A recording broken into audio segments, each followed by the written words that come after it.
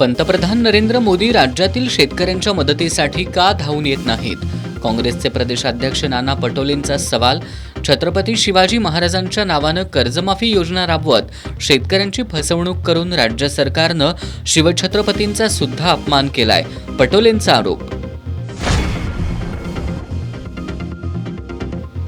शाहू छत्रपती महाराज 5 लाखांच्या मताधिक्यानं विजयी होतील आणि जिल्ह्यातील 2 खासदार आणि 1 मंत्री असे 3M पराभूत होतील. विरोधी पक्षनेते विजय वडेट्टीवार यांचा कोल्हापुरात महायुतीच्या नेत्यांना टोला.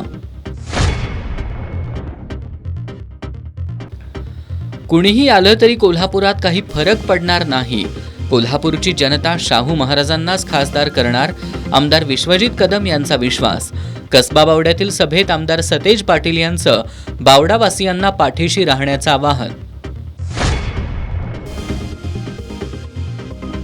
लोकसभा निवडणुकीसाठीचा जाहीर प्रचार थंडावला. प्रशासनाकडून मतदानासाठीची तयारी पूर्ण, पोलीस बंदोबस्ताचंही वाटप.